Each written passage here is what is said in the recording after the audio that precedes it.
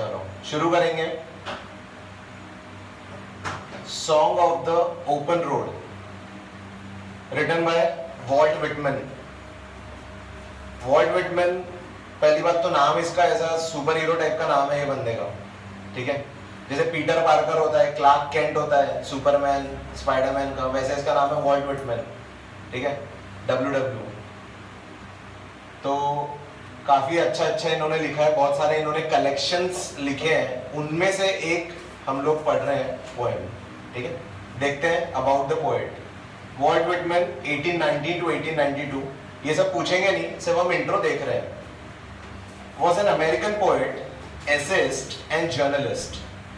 Whitman is among the most influential poets in the American canon and is often called the father of the free verse. Underline करो canon and underline करेंगे father of the free verse. Underline canon, underline father of free verse. Canon का मतलब होता है collection of books. लिख लो, लिखना है तुमको अपने पास, ये आएगा पेपर में, ठीक है। मीनिंग्स वगैरह पूछ सकते हैं, फिर इधर उधर देखोगे, भीख मांगोगे, भाई एक बता दे, मैं तुझे एक बता दूंगा अगले पेपर में। वैसा नहीं होना, समझे क्या? हाँ, लिख कर रखो canon, collection of books. Free verse का मीनिंग हम थोड़ी देर में देखेंगे, ठीक है। He grew up in Huntington in a family with difficult economic status. His major work, Leaves of Grass, was published in July 1855. His "O Captain, My Captain," a poem written on the death of Abraham Lincoln, is widely popular, ठीक है। तो ये सब इनके काम है जो काफी फेमस है। The section 1 of the song of the poem from Leaves of Grass, underline Leaves of Grass, is a beautiful blend of self awareness, free will and tenderness of heart. Underline करो, self awareness, free will and tenderness of heart.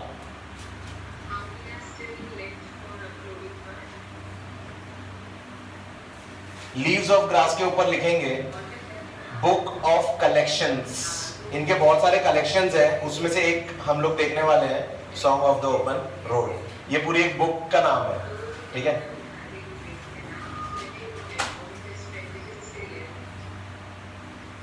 आगे,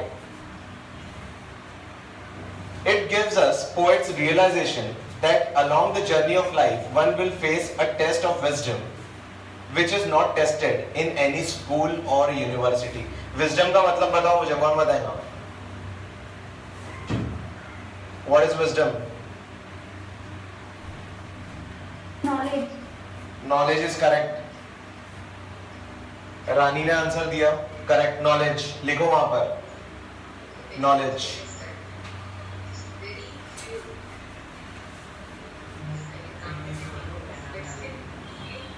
आगे, just a minute.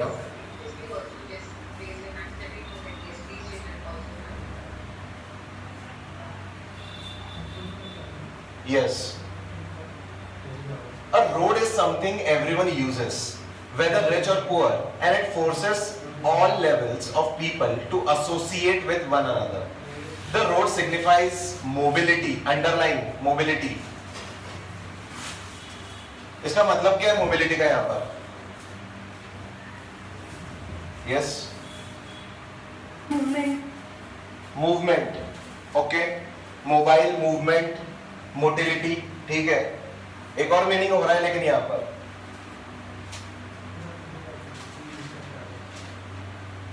पर एक metaphorical meaning है इसका।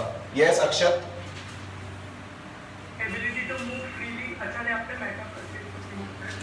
Metaphorically अगर मैं इसको देखूं, मेटाफोर मतलब क्या होता है? अब मैं बात कर रहा हूं फिगर्स ऑफ स्पीच की। Figures of speech, figures of speech का मतलब क्या होता है? Yes, anybody? बच्चा party, what is figures of speech?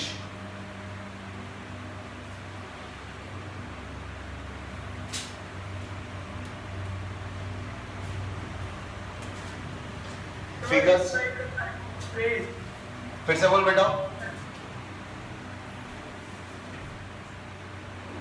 फिर से बोल अक्षर। It's a type of phrase. नहीं नहीं, कोई बात नहीं, कोई बात नहीं, रिलैक्स। फिगर ऑफ स्पीच मतलब स्पीकिंग फिगरेटिवली। स्पीकिंग फिगरेटिवली मतलब जो हम बोल रहे हैं उसका मीनिंग कुछ और है, ठीक है? जैसा अगर मैं किसी पर्सन को बोल रहा हूं कि that he is a guiding light, guiding light का मतलब वो बंदा टॉर्च है क्या? नहीं, वो हमको दिशा दिखा रहा है, तो यहां पर यूज हुआ है मेटाफॉर, ठीक है? मोबिलिटी का मीनिंग लिखेंगे फ्रीडम ऑफ चॉइस, या हम बोल सकते हैं freedom of choice of movement, हमको किस दिशा में कैसे मूव करना है, ठीक है? वो बता रहा है यहां पर mobility, freedom of choice.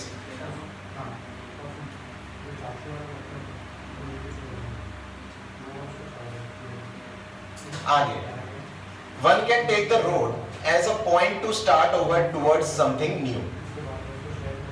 Whitman talks about the people and places. He argues against staying in one place for too long, although the hospitality may be true. Underline hospitality. इसका क्या मीनिंग है? A friendly and a general treatment of guests or friends. Very good. बच्चे Google खोल के बैठे हैं। I am happy. No sir. अरे मैं खुश हूँ कि तुम लोग इंटरेस्ट ले रहे हो, मुझे कोई प्रॉब्लम थोड़ी है। 10th standard की vocabulary का है। Okay, good good. तो हॉस्पिटैलिटी का मीनिंग लिखेंगे फ्रेंडली, लिखो, लंबी लाइन है थोड़ी। फ्रेंडली रिसेप्शन, जब हम किसी को रिसीव कर रहे हैं,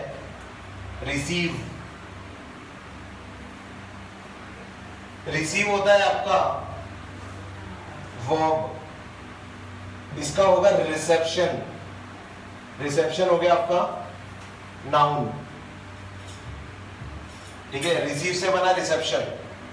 friendly reception of guest, guest मतलब जो मेहमान हमारे घर पे आते हैं, guest. Friendly reception of guest, तो भले ही आप किसी के यहाँ पर जाओ, उसको बहुत अच्छा लग रहा है, वो आपसे बहुत अच्छे से बात कर रहा है, इसका मतलब ये है कि आप उसके घर पे जाकर बैठ जाओगे हमेशा के लिए? नहीं, ठीक है? तो यहाँ पर वॉल्ट विटमैन ये बोलना चाहते हैं कि आप कहीं पर भी जाओ तो मूव करते रहो, एक जगह टिको मत, रुको मत, समझे? भले ही सामने वाला कितने भी अच्छे से रखे आपको, हमेशा के लिए भी, लेकिन फिर भी वहां पर रुकना मत, ठीक है? अब मैं क्या बोल रहा हूँ मेरे भाई? कोरोना चालू है भाई, खुद के घर पे रुक सकते, थोड़ा बहुत घूम सकते, एक्सरसाइज कर सकते, ठीक है? वॉक पे जा सकते, साइकिलिंग कर सकते, ठीक है? हाँ, ऐसा कुछ हम बोल सकते हैं।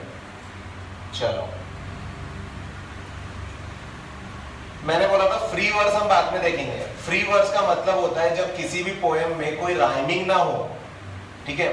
अब एक बार ये पोएम के लास्ट वर्ड्स आप ध्यान से देखो तो आपको दिखेगा कि कहीं पर भी राइमिंग नहीं हो रही है।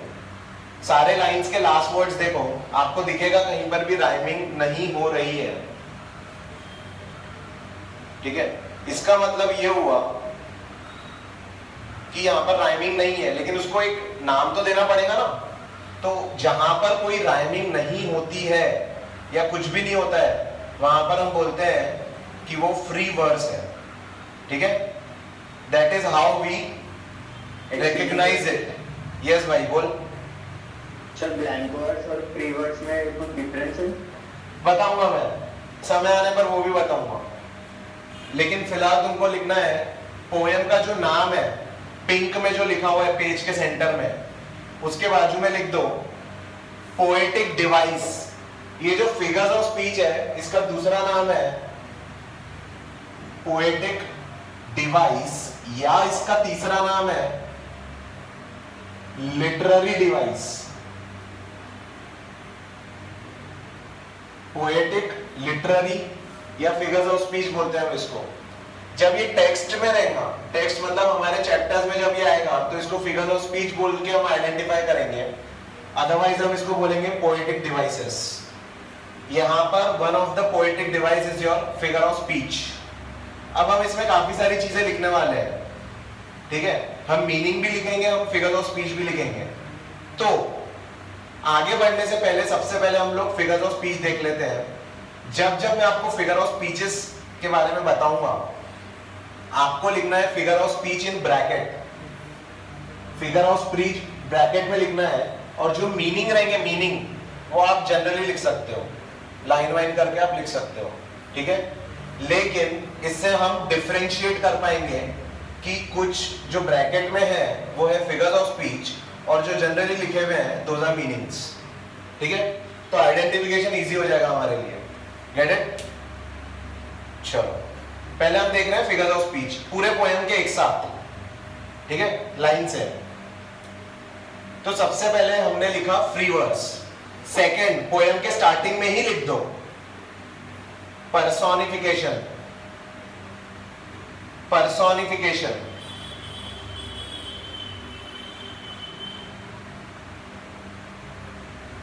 पर्सोनिफिकेशन कब होता है? पर्सोनिफिकेशन कब होता है बताओ?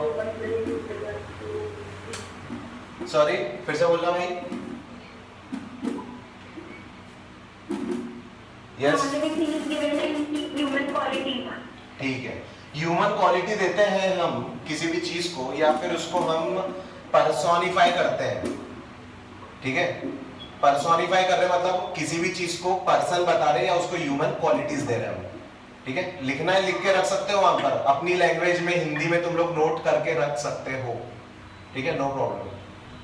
अब तो यहां पर बताया जा रहा है कि ये जो रोड है वो गा रहा है या फिर उसके लिए एक गाना गाया जा रहा है, ऐसा, ठीक है। अब गाना किसके लिए गाते हैं बताओ तो? हीरो किसके लिए गाना गाता? किसके लिए गाना गाता हीरो? हीरोइन के लिए गाता ना, हीरोइन के लिए गाएगा ना, हीरोइन पर्सन है, ठीक है। तो हीरो जब हीरोइन के लिए गाना गा रहा है, हीरोइन पर्सन है, तो यहाँ पर रोड के लिए गाना गाया जा रहा है या रोड गाना गा रहा है, ऐसा कुछ, ठीक है। तो इसलिए हमने लिखा personification. Next, a foot and light hearted, underline a foot, underline light hearted. I take to the open road, underline take to. Healthy, free, the world before me, the long brown path, underline brown path. Before me, leading wherever I choose. अब ये वाली line में जो मैंने अभी पढ़ा, a long brown path before me leading, long and leading के starting में है एल एल, एल एल, ठीक है। तो उस लाइन के स्टार्टिंग में या उसके नीचे लिख दो ऐसे एल एल लिखो, एल कॉमा एल, और उसको एरो करके लिख दो अलिट्रेशन, अलिट्रेशन।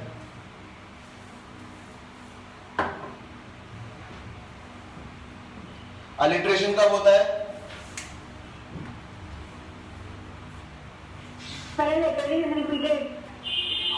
यस, जब कोई साउंड स्टार्टिंग में रिपीट हो रहा है, जैसे कि लॉन्ग एंड लीडिंग उस वर्ड के स्टार्टिंग में रिपीट हो रहे हैं, तो वो होगा अलिट्रेशन, ठीक है। साउंड रिपीट होना चाहिए, साउंड। अब मैं साउंड क्यों बोल रहा हूं ये मैं थोड़ी देर बाद आपको बताऊंगा, ठीक है। चलो, you can write, note down कि when the sound is repeated, आप ऐसा लिख सकते हो वहां पर। आगे, henceforth, underline henceforth. I ask not good fortune, I myself am good fortune. Bracket कर लो, गुड फॉर्च्यून, गुड फॉर्च्यून, दो बार आया है, ब्रैकेट कर लो उसको। ब्रैकेट किया? यस, लिखो repetition, repetition, repetition. This is also figure of speech. Henceforth, I whimper, underline whimper, no more, postpone no more, need nothing, underline postpone, underline postpone. No more को bracket कर लो, no more को bracket करेंगे और ऊपर जहां पर लिखा होगा आपने रिपीटेशन, उसके तरफ एक एरो कर दो, उसकी तरफ एरो कर दो, मतलब रिपीटेशन 2 बार आया अब तक, गुड फॉर्च्यून एंड नो मोर। इसके साथ में ये वाली लाइन जो है विम्पर, जिसमें लिखा हुआ है word henceforth I whimper no more, postpone no more, need nothing, यहां पर लिखेंगे एक और figure of speech and that is your climax. लिखो क्लाइमैक्स,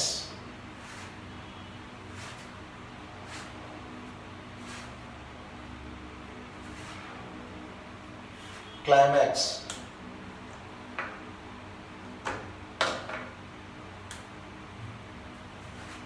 डन? क्लाइमैक्स का मीनिंग लिख लो, words in ascending order of importance या फिर increasing order of importance, words in increasing order of importance.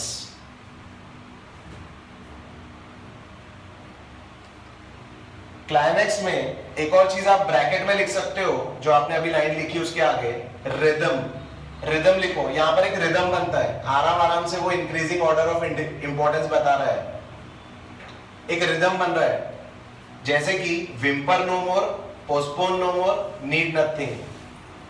जैसे आपको पेरेंट्स कभी कभी आपके मन लायक चीज नहीं देते, आप बोलते ना मैं खाऊंगा भी नहीं, पीऊंगा भी नहीं, कुछ भी नहीं करूंगा, बस वैसे ही, ठीक है। क्लाइमैक्स एक रिदम बन रहा है, समझे? आगे, done with indoor complaints, libraries, querulous criticisms, underline या ब्रैकेट करेंगे indoor complaints, indoor complaints,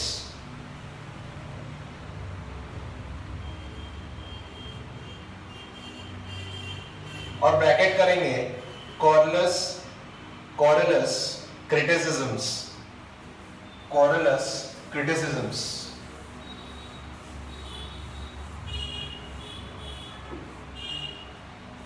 querulous criticism जो है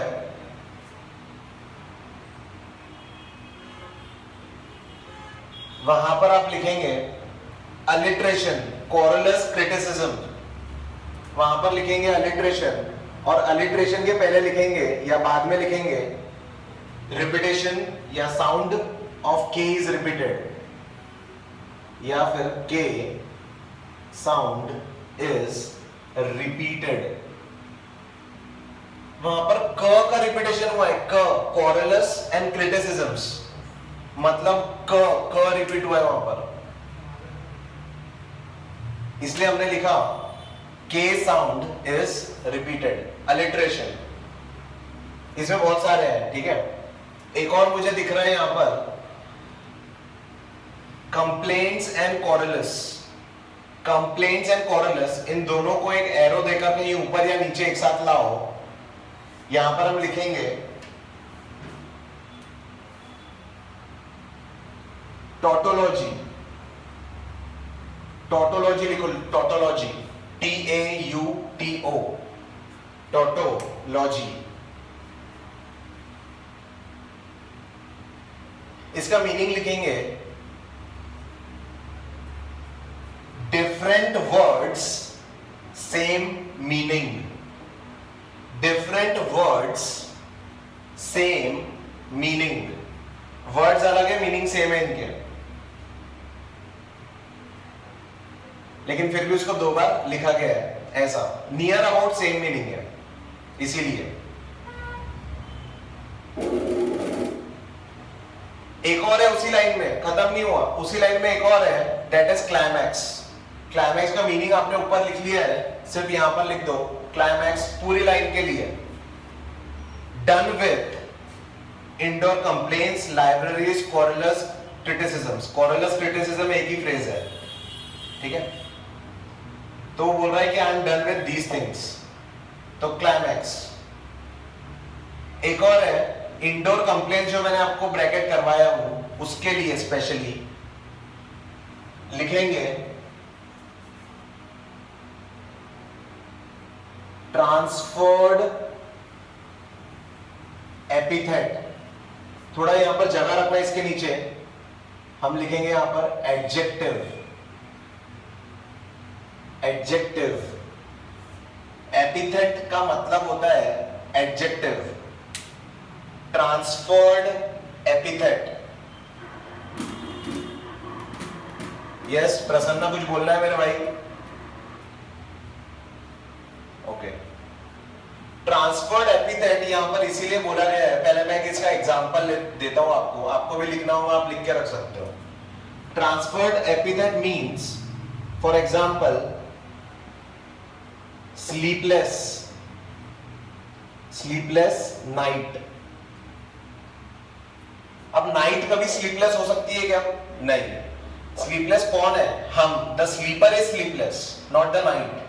तो क्या किया, ये जो स्लीपलेस जो एडजेक्टिव है, इसको जहां पर होना चाहिए था वहां से ट्रांसफर किया, और ट्रांसफर करके नाइट के पहले लगा दिया, इसीलिए ये हो गया ट्रांसफर्ड एपिथेट, मतलब ट्रांसफरिंग ऑफ एडजेक्टिव। यहां पर जो इंडोर कंप्लेंट्स है, इंडोर मतलब घर के अंदर, कंप्लेंट्स क्या रहेंगी? तो एग्जाम्पल में आप लिख सकते हो, इतने से पार्ट को समझने के लिए एग्जाम्पल में आप लिख सकते हो, एग्जाम्पल लॉकडाउन। जो लॉकडाउन हुआ उसमें कई लोग कंप्लेन कर रहे थे, हमको घर पे नहीं रहना है, बाहर जाना है, होटल जाना है, घूमना है, दोस्त से मिलना है, सिर्फ पढ़ाई करने के लिए घर पे रहना है, बाकी सब चीज करने के लिए बाहर घूमना है। कोरोना सिर्फ पढ़ाई करने पर ही लग रहा, ऐसा हो रहा है एक्चुअली। कई बार बच्चे देखने के लिए मिलते हैं, बाहर घूमते रहते हैं, बाकी जगह घूम रहे हैं, लेकिन पढ़ाई के लिए कोरोना। तो इंडोर कंप्लेंट, घर पर रह रहकर जो कंप्लेन करते हैं हम लोग, या जनरल जो हमारी क्वारलिंग होती है, वो किस कारण से होती है? कोई बता सकता है मुझे? घर पर अगर दिन भर रहेंगे तो क्वारलिंग शुरू हो जाती है, कंप्लेंट शुरू हो जाती है, ऐसा क्यों? Anybody? Yes. Point of view रखो अपने, गलत होगा तो चलेगा, पाप नहीं है, फांसी नहीं लग रही आपको, टेंशन मत लो, बस अपना पॉइंट ऑफ व्यू रखो। भाई घर के अंदर रहने पर कंप्लेंट कहां से आती है? कंप्लेंट क्यों करते हैं हम लोग जब घर पे बहुत ज्यादा रहते हैं? तो चिड़चिड़ हो जाती है, ऐसा क्यों?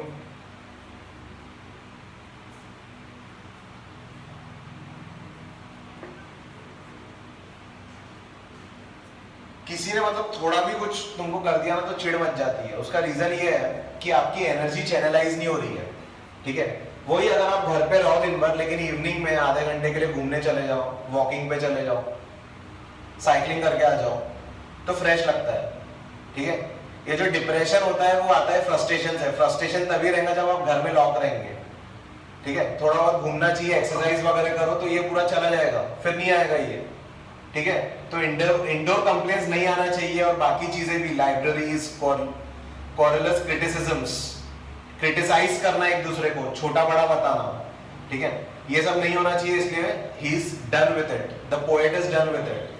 आगे, strong and content, I travel open road, underline content, underline content, the earth that is sufficient. Next page, I do not want the constellations any nearer, underline constellations. I know they are very well where they are. I know they suffice, underline suffice, for those who belong to them. Still here I carry my old delicious burdens bracket delicious burdens bracket delicious burdens. पहले तो हम इसका meaning लिख लेते हैं। Meaning लिखो ऊपर, sweet memories from past, sweet memories from past.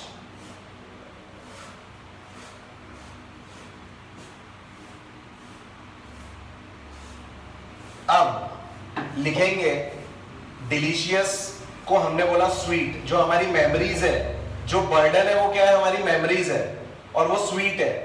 तो कहीं ना कहीं ये मेटाफर है। मेटाफर क्या होता है, लिखो उसके नीचे metaphor.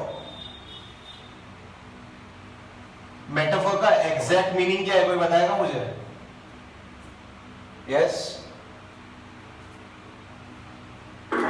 Indirect comparison. Correct, very good. Indirect comparison. Mute कर लो।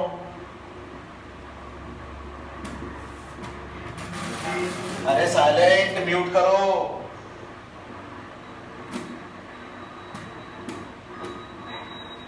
प्रसन्न, म्यूट।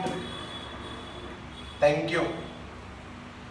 इनडायरेक्ट को हम लोग इम्प्लीसिट भी बोल सकते हैं, इम्प्लीसिट। तो डायरेक्ट को क्या बोलेंगे अगर इनडायरेक्ट को implicit? Yes Ritesh, explicit. Explicit is correct. Explicit comparison कब होता है बताओ, anybody? Like and as, simile की बात हो रही है, सिमिली। यस, सिमिली में यूज होता है आपका एक्सप्लिसिट या डायरेक्ट कंपैरिजन, लेकिन यहां पर मेटाफर है, यहां पर होगा इनडायरेक्ट कंपैरिजन। Very good. एक और चीज है यहां पर, एक और फिगर ऑफ स्पीच है, तो उसको भी लिखेंगे ब्रैकेट में, पैराडॉक्स। लिखो पैराडॉक्स।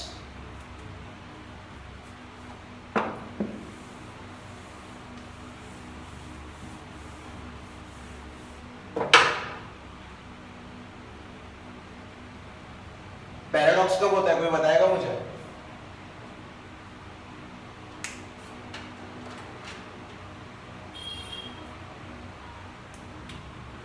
लिखो एब्सर्ड,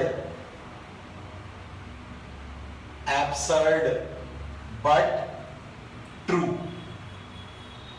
एब्सर्ड का मीनिंग होता है अजीब। अगर मैं आपको कभी हिंदी में कोई चीज का मीनिंग बताऊं तो मात्रा पे ध्यान मत देना, मेरी हिंदी बहुत अच्छी नहीं है, ठीक है? एब्सर्ड बट ट्रू, अजीब है लेकिन ट्रू है, अजीब है लेकिन ट्रू है।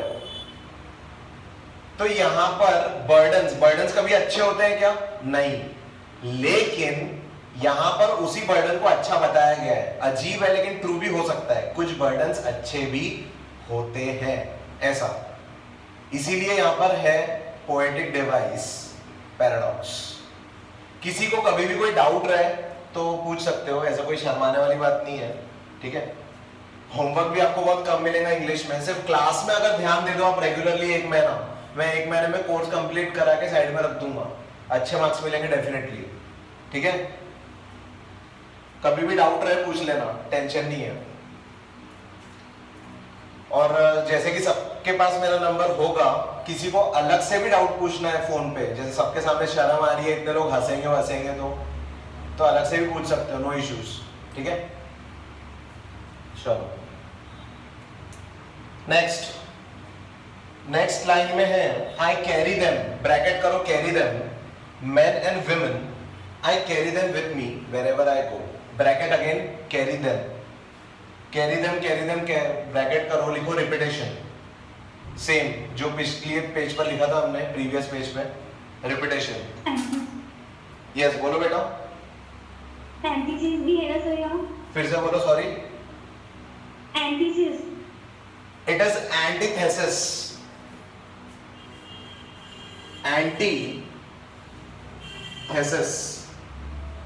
ये भी लिख लो।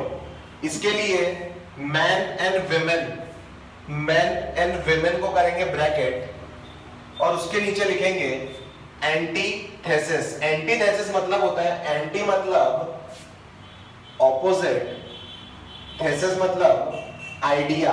ऑपोजिट आइडिया जहां पर दिखे, दो कॉन्ट्रास्टिंग वर्ड्स जहां पर दिखे, वहां पर हो जाएगा आपका एंटीथेसिस, ऑपोजिट आइडिया। लिखेंगे मैन एंड विमेन के नीचे। गुड। आगे, I swear it is impossible for me to get rid of them, I am filled with them and I will fill them in return. Walt Whitman. तो अभी सिर्फ हमने इसके poetic devices देखे और कुछ भी नहीं। अब हम देखेंगे इसके पहले मीनिंग्स। मीनिंग्स लिख लेंगे, पोएटिक डिवाइस देखेंगे, बाद में फिर एक बार इसका पूरा मीनिंग समझेंगे हम। लिखो अ फुट। अ फुट का मीनिंग, स्टार्टिंग में आ जाओ पोएम के। A foot. लेफ्ट साइड में लिखा है गेस द मीनिंग, ठीक है। तो अ फुट का मीनिंग लिखेंगे वॉकिंग। वॉकिंग, पैदल चल रहा है, वॉकिंग। उसके बाद है लाइट हार्टेड, मैंने अंडरलाइन करवाया था। लाइट हार्टेड का मीनिंग लिखेंगे चीयरफुल। चीयरफुल, खुश है वो। हैप्पी मत लिखना, हर जगह पर हैप्पी हैप्पी अच्छा नहीं लगता, कुछ जगह पर चीयरफुल लिख दो तो भी अच्छा लगता। डिलाइटेड भी चलेगा भाई, बस हैप्पी मत लिखना। हैप्पी हर जगह वो मतलब छोटे बच्चों की वोकेबलरी हो गई वो, ठीक है। हाँ, डिलाइटेड लिखो, केयर फ्री लिखो। चलो, उसके आगे है टेक टू। टेक टू का मीनिंग लिखेंगे बिगिन, स्टार्ट करना, begin. Take to.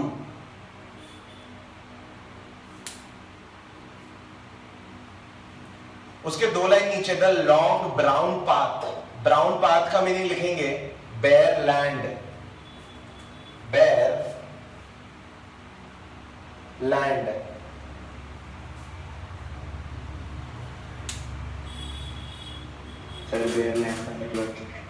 Brown path, खुली जमीन है, खुली जमीन पे मैं चल रहा हूं, ऐसा वो वॉल्ट विटमैन बोल रहा है, ठीक है। समझा? कुछ नहीं है वहां पर, मैं चल रहा हूं। देखो बैकग्राउंड में उसकी पिक्चर भी दिख रही है आपको शायद, एक रास्ता है, ठीक है। हम जो चलने लगे हैं रास्ते, ठीक है। गाड़ी भी है। तो भाई कभी कभी पैदल चलना अच्छा नहीं लगता कि गाड़ी पर ही घूमोगे तुम, है ना। रईसों के बच्चे, बाबा रईसों के बच्चे, है ना। Born with a silver spoon. नहीं ऐसा नहीं बोल, ठीक है, तो थोड़ा बहुत पैदल भी चलते भाई, ऐसा नहीं है। चलो, उसके बाद है hence fourth. Hence fourth. Hence fourth का मीनिंग लिखेंगे फ्रॉम नाउ ऑन। अब से मैं ऐसा करूंगा, हम लोग बोलते हैं ना, आज मैं टाइम टेबल बनाऊंगा, ऐसे ही पढ़ूंगा, इसको ऐसे फॉलो करूंगा, ऐसा। Hence fourth, from now on. Good Fortune. Good Fortune का मीनिंग लिख लो, यहां पर हम बोल सकते हैं लकी चार्म। लकी चार्म पता है, जैसे आप बोलते हो ये मेरे लिए लकी है, वो लकी है, वैसा, ठीक है। पेन मेरे लिए लकी है, मैं इसी से लिखूंगा पेपर, ऐसा होता है ना, बस लकी चार्म। विम्पर का मीनिंग, नेक्स्ट लाइन में विम्पर का मीनिंग दिया है, make a series of low weak sad cries especially with fear and pain. जब कोई रोता है दर्द के कारण, और क्राइज मतलब आवाजें निकालता है वो, ठीक है। जैसे कुत्ते को मारो तो कुत्ता आवाज निकालता है ना, वैसे उस टाइप से कुछ। विम्पर मतलब मैं अब रोऊंगा नहीं, सिंपल उसका ये मीनिंग है। पोस्टपोन का मीनिंग आपको पता है कि कुछ दिनों के लिए रोक देना, स्टॉप फॉर फ्यू डेज आप लिख सकते हो, लिखना होगा तो। नेक्स्ट लाइन में है कोरलस। कोरलस का मीनिंग लिखेंगे आर्ग्यूमेंटेटिव। आर्ग्यूमेंटेटिव।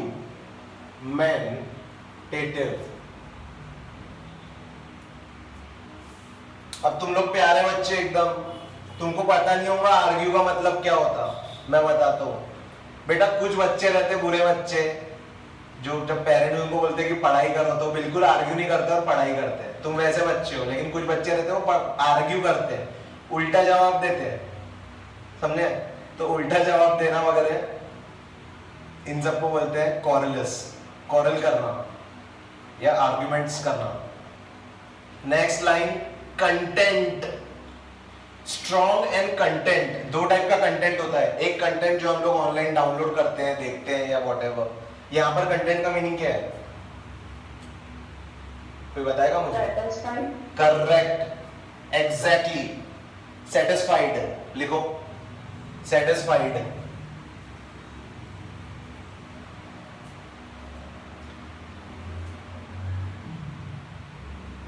कॉरलस के और भी मीनिंग दिए हैं, कंप्लेनिंग वगैरह। मुझे आर्ग्यूमेंटेटिव ज्यादा अच्छा लगा इसलिए मैंने बताया आपको। Next page, constellations. कॉन्स्टेलेशंस के अलग अलग मीनिंग दिए हैं। इन दिस कॉन्टेक्स्ट, मतलब यहाँ के जो सेंस में, जो हम पोएम पढ़ रहे हैं उसके सेंस में इसका मीनिंग यहाँ पर दिया है। वो बोल रहा है I do not want the constellations any nearer, मतलब उसको डेस्टिनी नहीं चाहिए, उसको अपना जो बोलेंगे लकी चार्म नहीं चाहिए, ठीक है, ऐसा कुछ कुछ, ठीक है। कॉन्स्टेलेशन का मतलब होता है, अब ध्यान दो, कॉन्स्टेलेशन मतलब स्पेस में जब हम जाते हैं ना तो तारे सितारे जो भी होते हैं वो पूरा कॉन्स्टेलेशन बन जाता है अपने आप में। लेकिन यहाँ पर वो मीनिंग उसका नहीं है, ठीक है। यहाँ पर है ग्रुप ऑफ पीपल, आप बोल सकते हो, लिखो। वैसे वहां पर लिखा हुआ है उसका मीनिंग, उसको अंडरलाइन कर लो बस। ग्रुप ऑफ पीपल, उसका जो मीनिंग लिखा है राइट साइड में। फिर उसकी third line, I know they suffice, underline, suffice. Suffice का मीनिंग आप लिखेंगे आर सफिशिएंट या फिर आर इनफ। आर सफिशिएंट और आर इनफ, ऐसा। डिलीशियस बर्डन्स का हम लिख चुके हैं मीनिंग, बस इतने ही मीनिंग थे इसमें। अब हम रीड करेंगे पोएम फास्ट, स्टार्टिंग से। A foot and light hearted I take to the open road. तो ये बोल रहा है कि मैं पैदल पैदल निकल चुका हूं, मैं बहुत खुश हूं अपनी लाइफ में। Healthy free the world before मी, मेरे सामने बहुत ही अच्छा ये दुनिया है, हेल्दी है, फ्री है। मैं जहाँ, ये दुनिया भी फ्री है, मैं भी फ्री हूं, मैं जहां जाना चाहता हूं वहां जा सकता हूं। अ long brown path before me leading wherever I choose, ठीक है, मैं उस रास्ते को चूज कर सकता हूं जहां मैं जाना चाहता हूं और ये रास्ता मुझे वहां पर ले जाएगा, खाली रास्ता। ये कई बच्चों ने पढ़े भी होंगे शायद पोएम पहले, द रोड नॉट टेकन वगैरह, ऐसी अलग अलग पोएम्स पढ़े होंगे बच्चों ने 9th-10th में, ठीक है। तो something like that, not exactly. henceforth I ask not good fortune, I myself am good fortune। मतलब मुझे कोई लकी चार्म नहीं चाहिए आज के बाद, मुझे कोई गाइडिंग करने के लिए नहीं चाहिए। आज के बाद मैं खुद ही अपने आप का लकी चार्म हूँ, मैं खुद को ही आशीर्वाद दूंगा और खुद ही आगे बढ़ूंगा। ऐसा कोई नहीं चाहिए मुझे, किसी की जरूरत नहीं है। मतलब यहाँ पर क्या बताया जा रहा है, ओवर कॉन्फिडेंस बताया जा रहा है क्या इसका? हाँ सर सेपरेटली कभी कभी लगता है आप नहीं भगवान।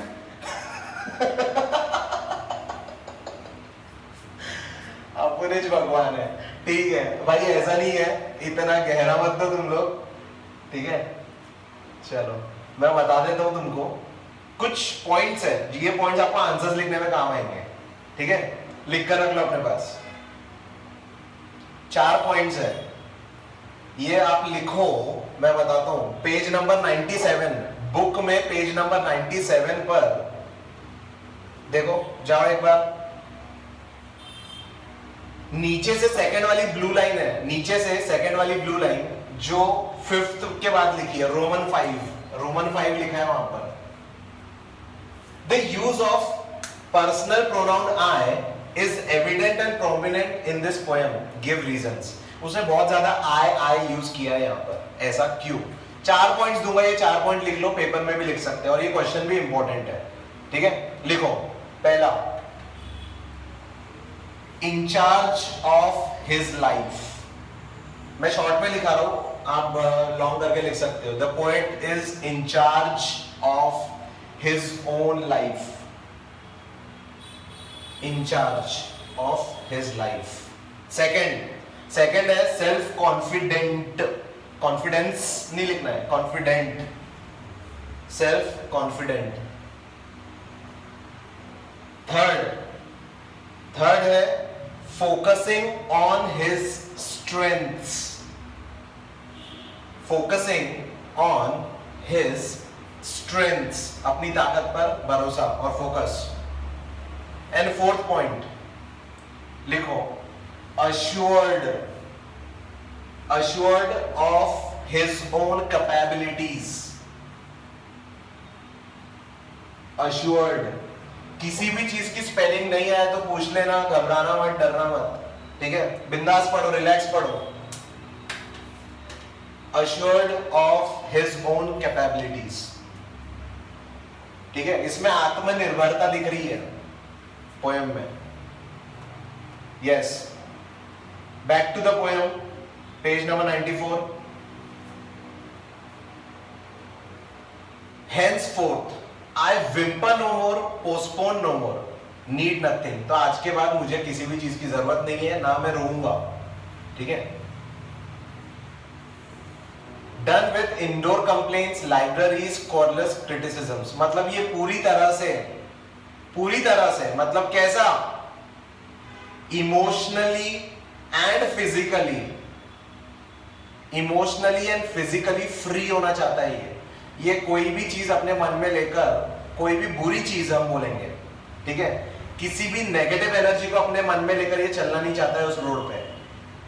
ये फ्री होके चलना चाहता है. कैसा, इमोशनली एंड फिजिकली, ठीक है, मेंटली भी बोल सकते हैं. चलो आगे. तो इसको ना इंडोर कंप्लेंट्स चाहिए, ना लाइब्रेरीज चाहिए, ना कॉर्डलेस क्रिटिसिज्म चाहिए. कोई नहीं चाहिए, इसको नहीं चाहिए कि कोई इसको बताए ऐसा मत खा, मुंह बंद करके खा, थोड़ा थोड़ा खा, ठीक है, वहां क्यों बैठा है, ऐसा बैठ, सीधा बैठ, उल्टा मत बैठ. कुछ भी नहीं चाहिए इसको चाहिए फ्रीडम, ठीक है. Next, strong and content, I travel the open road. इसके पास है नहीं कुछ, लेकिन ये काफी कंटेंट है, सेटिस्फाइड है. The earth that is sufficient. ये दुनिया ही उसके लिए अपने आप में, पृथ्वी. यहां पर दो चीजें हो सकती है अर्थ का मतलब, लेकिन क्योंकि द अर्थ बोला है तो शायद इसका मतलब पृथ्वी होगा, लेकिन इसका मतलब मिट्टी भी होता है. अर्थ का मतलब जैसे हम लोग बोलते हैं ना अर्दन पॉट, मिट्टी का घड़ा, वैसे ही, ठीक है. I do not want the constellations any nearer. और मैं लोगों के पास नहीं रहना चाहता हूं, मैं गैदरिंग्स में नहीं रहना चाहता हूं, मैं अकेला घूमना चाहता हूं, ऐसा. I know they are very well where they are. I know they suffice for those who belong to them. मतलब लोगों की बात हो रही है. अगेन आपने सुना होगा चार लोग क्या कहेंगे, बस उसी की बात हो रही है. ये बोल रहा है कि वो चार लोगों को छोड़ो, वो जहां है अच्छे, और मैं जानता हूं कि चार लोग हमारी लाइफ में सफिशिएंट है, लेकिन मैं उनके साथ भी नहीं रहना चाहता हूं. मैं अकेला निकल जाना चाहता हूं कहीं तो भी, और मैं सिर्फ उनकी स्वीट मेमोरीज अपने साथ ले जाना चाहता हूं, ऐसा. फिर उसने ब्रैकेट में लिखा है जो उसकी मन की इच्छा है. Still here I carry my old delicious burdens. Old मतलब पास्ट मेमोरीज, ठीक है. Old delicious burdens, I carry them, men and women, I carry them with me wherever I go. आदमी और औरतों को कैरी नहीं कर रहा, वो उनकी यादों को कैरी कर रहा है. अगर यहाँ पर हम मेटाफर भी बोल सकते हैं, ठीक है. I swear it is impossible for me to get rid of them. I am filled with them and I will fill them in return. मतलब उनकी कुछ यादें मेरे साथ है और मैं कुछ यादें उनके साथ छोड़ के चला जाऊंगा, ऐसा उसका बोलना है. लेकिन मैं उनसे कभी दूर नहीं हो सकता हूँ, भले ही मैं फिजिकली दूर रहूं, लेकिन कहीं ना कहीं हमारा एक इमोशनल टच रहेगा, भले ही मैं अकेला दूर कहीं निकल जाऊं, ऐसा इसका मतलब है. और इसी के साथ ये खूबसूरत सी जो आपकी पोएम है खत्म होती है. अब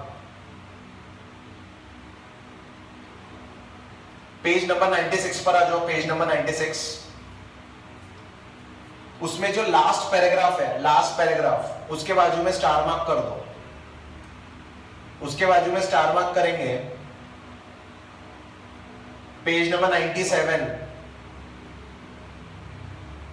पेज नंबर 97 में जो सेकंड पॉइंट है उसके बाजू में स्टार मार्क कर दो। उसके ऊपर का भी इंपॉर्टेंट है, सेकंड पॉइंट और उसके ऊपर का। ऊपर वाला तो फर्स्ट पैराग्राफ ही आ रहा है पूरा, उसमें बताया गया है पैराडॉक्स के बारे में। और सेकंड पॉइंट में वो बोल रहा है the road is the poem, road in the poem does not mean only the road to travel, the poet wants to suggest the road of life, explain the metaphor with the help of the poem. तो मैं कुछ यहाँ पर read कर रहा हूँ एक paragraph, वो पैराग्राफ आप अपने पास लिख कर रख लो, क्योंकि अगर ये क्वेश्चन पेपर में आता है तो आपको ये पैराग्राफ काम आएगा। ठीक है, बस एक ही पैराग्राफ है, ये लिख लो, only one paragraph.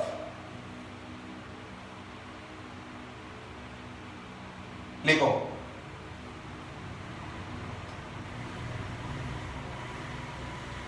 In both comma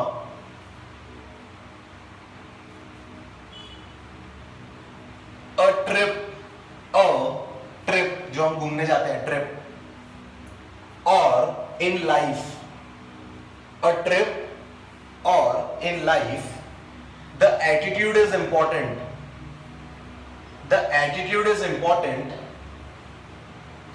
in how we make the journey, the attitude is important in how we make the journey, full stop. One must go ahead, one must go ahead, one must go ahead with a positive and flexible mindset. One must go ahead with a positive and flexible mindset. Full stop. Unexpected situations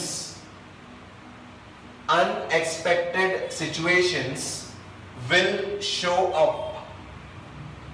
Unexpected situations will show up. Full stop. But if we have self-belief,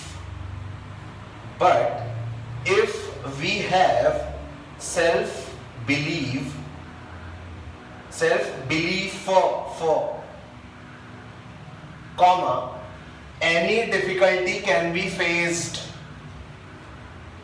any difficulty can be faced, full stop. We must be strong, we must be strong.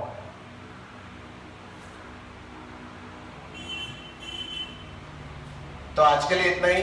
तो best of luck, कल मिलते हैं, tata bye bye, see you tomorrow.